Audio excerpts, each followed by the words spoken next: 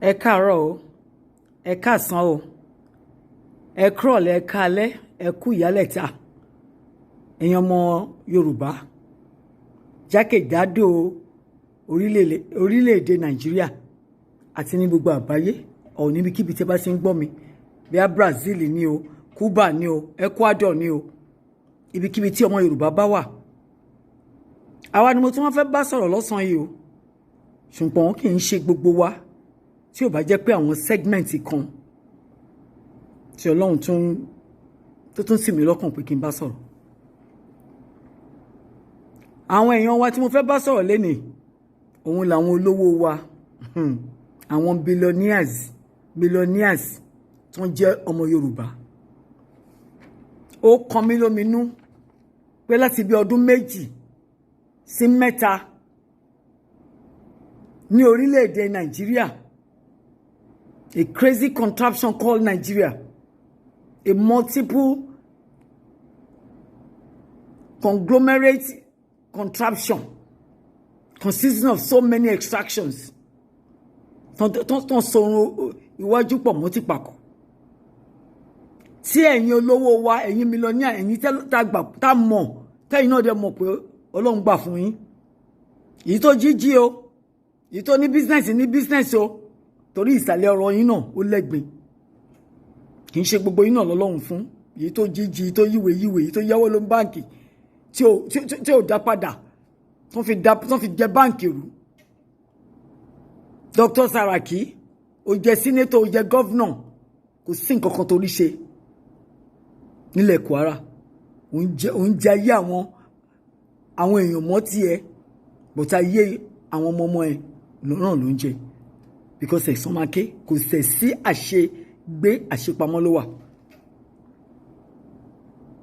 Dr. Mike Adenuga, Ọ̀tẹ́dọ́lá, Fájẹ́mirókùn, Madam Alakija, ẹ̀yin billionaire abiyamọ nìyín. Ṣùgbọ́n lẹ́nu ìgbà tí ọdún 2-3 yìí wà, ní ilé pè yín lábiyamọ mọ́ o. Ẹ ti di abiyagba. Níbi tí ẹ lówó dé, ó yẹ kẹ́ ti lahùn sókè. Kẹ́ pé àwọn ọkùnrin bó tẹ̀ jẹ́ pé yín lẹ máa gẹ́ ẹ fún ṣe tán. Christian dẹ̀ ní ẹ̀rí iṣẹ́ níbi tí Rabata tí Deborah Lapidot ti ṣe ní Israeli. Òun ló ń lead àwọn commander of commandant. Òun ló lead Baraki lọ sí ogun Kenani. Kenani tó fi dáwọ́ ìjà dúró pẹ̀lú wọn. Obìnrin ni o, àgbọ́pọ̀ ní mílíọ̀nù, ṣùgbọ́n ní mí sí Ọlọ́run, ó ní bẹ̀rù Ọlọ́run. Ṣẹ́yìn ò ní bẹ̀rù Ọlọ́run ni àbí ẹ̀ tí ẹ̀ kàn mọ̀ pé ẹ̀jẹ̀ tó wà lọ́rùn yín ló wà lọ́rùn tálíkà? Àbí ẹ̀ mọ̀ pé nítorí ti yín ni Ọlọ́run ṣe dá tálíkà, pé ẹ̀ ṣàánú tálíkà, kẹ́ máa ṣàánú tálíkà bí àwọn ṣe ń ṣàánú yín. Madam Alakija, kì í ṣe pé wọ́n bí yín sínú mílíọ̀nù náà, ṣe bá ka ìsù yín díẹ̀ náà. Ẹ̀yin náà lẹ fẹnu ara yín sọ, ẹ bẹ̀rẹ̀ sí ní ṣe seamstress. From seamstress yẹn náà lẹ kówó jọ tẹ́fi di multi-billionaire, the richest woman all over the world or in Africa. Wọ́n kọ́ oil blocks lé gbogbo yín lọ́wọ́, ẹ wá rò pé tọ́ yín ni.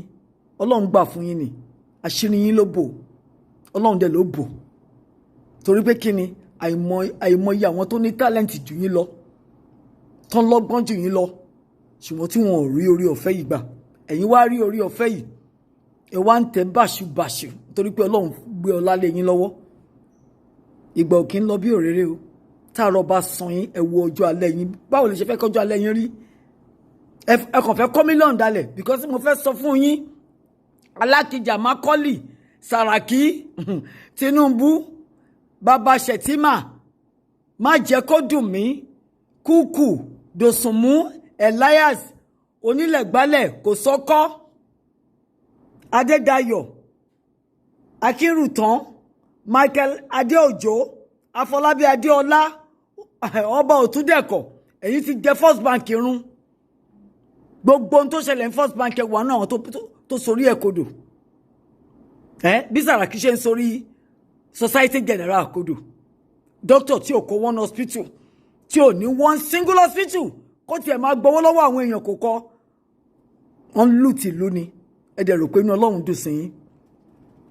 Fọláwíyọ́ alágbára nìyí olówó nìyí o ọlọ́lá nìyí o àárín yín kẹ́ sọ̀rọ̀ o wọ́n ti pa gbogbo àwọn ọmọ Yorùbá tán ẹ ti gbé wa lé Fúlàní lọ́wọ́ ẹ dẹ̀ sọ nǹkan kan ẹ dá kẹ́tì ẹ̀ kóra yín jọ kẹ́ má ju 100 lọ kẹ́ wọlé tọ̀ Babangida àbí ta ni ó wà mí torí Babangida náà wà ń bẹ̀ kẹ́ wọlé tọ̀ Buhari kẹ́ lọ sunkún sí lọ́rùn pé èyí tó panú àwọn ìbátan yín ó tó ṣé nítorí pé wọn ò pa ọmọ yín wọn ò rẹ́ẹ̀pù àwọn ọmọ yín wọn ò jí ìyàwó yín gbé kán ní kẹ́ wá san 100 million of course ẹ san torí pé owó yẹn wà ń bẹ̀ ṣùgbọ́n ṣé bí Ọlọ́run ṣe ní kẹ́ ṣayé nìyẹn Ọlọ́run fún yín ní owó kẹ́ fi tún ayé àwọn èèyàn ṣe kì í ṣe nítorí fámìlì yín nìkan àwọn tó lówó ní Amẹ́ríkà ní London wọ́n ń ṣe nǹkan níbi tí rabata àwọn Carnegie àwọn Kennedy àwọn Rockefeller ń tán ṣe in the last 50-60 years ó sì wà ń bẹ̀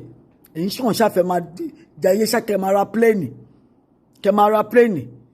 kẹ́ máa fi millions upon millions ṣìyàwó fọ́mọ yín àwọn ìyàwó tí ò ní láàsì tó bá láàsì gan kò sádùn bẹ́ẹ̀ torí pé kí ni ẹ ti fi ayé yín ẹ fẹ́ fi bà ọ̀run yín jẹ́ ẹ rò pé ẹ̀yin nìkan lọ́lọ́run ṣe ayé fún ẹ wá ná owó yìí ẹ fi ń lá àwọn ọmọ tálíkà tẹ́ pé wọ́n ní tí Ọlọ́run pàápàá tó gbé ògo lé wọn lórí ṣùgbọ́n torí pé wọn ò rí àánú lọ́wọ́ ọrú yín wọn ò rí àánú gbà wọ́n ń wèsì destiny wọ́n ń wèsì inú yín dẹ̀ ń dùn torí pé ẹ jẹ́ olówó yín àlùbáríkà àṣírí yín lóbò ẹ lè di Ọlọ́run o àyípadà wà fún tálíkà á di olówó ṣùgbọ́n olówó yín ò lè di Ọlọ́run ẹ dẹ̀ lè bá ìbọn Ọlọ́run láti wo ìjọba Ọlọ́run torí ìtẹ́ ń ṣe yìí kò dàbẹ̀ ní pé nífẹ̀ẹ́ ọmọlàkejì yín ẹ dẹ̀ níbẹ̀rù Ọlọ́run Ọ̀tẹ́dọ́lá ìwọ ní Tinubu ní great friend rẹ ṣé o mọ character trait tí Tinubu ni ẹ̀jẹ̀ tó wà lọ́rùn Tinubu ẹ̀gbọ́n tèmi gan ní Lẹ́kí Tinubu lọ́wọ́ sínú ikú ẹ̀ o torí wọ́n ló fẹ́ gba ìbẹ̀jù fún ló fẹ́ gbà fún Dangote ẹ̀gbọ́n tèmi ìwọ ló pè jáde láàárọ̀ October 12 year 2015 tí wọ́n fi pa ẹ̀jẹ̀ wà lọ́rùn ẹ̀ o bọ́lọ́hun ò tiẹ̀ bí gbogbo ẹ̀ á bí ti ẹ̀gbọ́n mi lọ́wọ́ ẹ̀ nítorí àwọn èèyàn tó so mọ́ lọ́rùn tó ń bọ́ tó ń tọ́jú ó wà ń bẹ̀.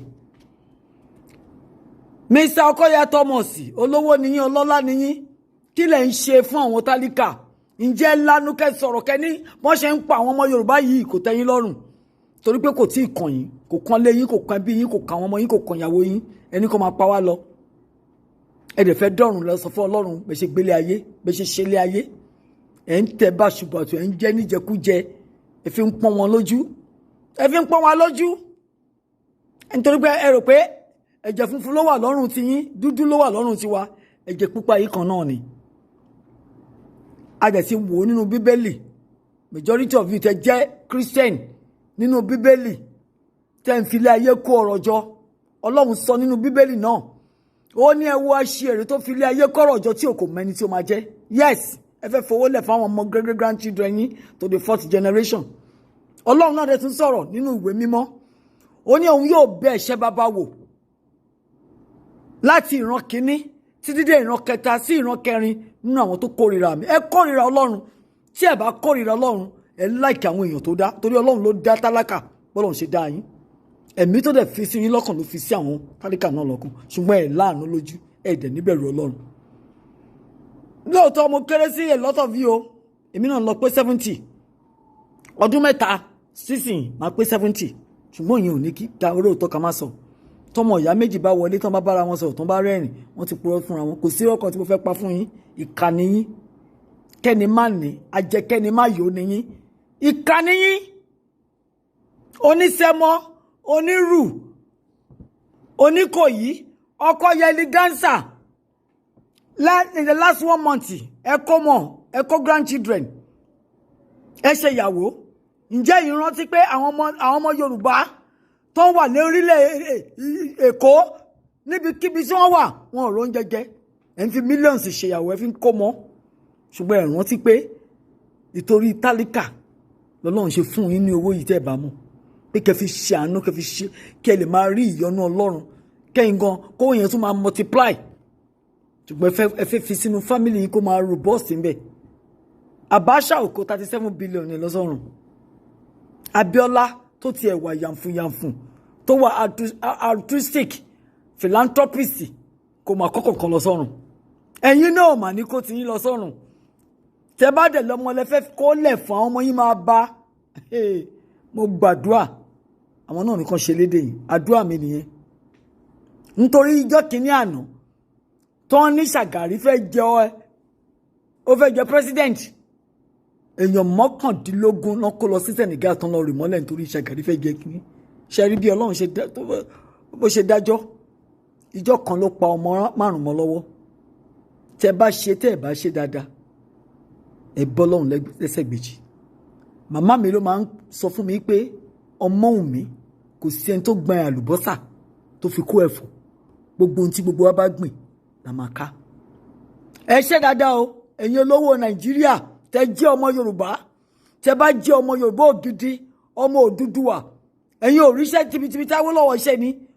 Awólọ́wọ̀ à lè pè ní bílíọ̀nìà tó bá tiẹ̀ jẹ́ lówó, kò ń ṣe owó l'Awólọ́wọ̀ ni ó níyì ni ó lẹ́yẹ, ó lọ́pọlọ, ẹ̀yin lọ́pọlọ.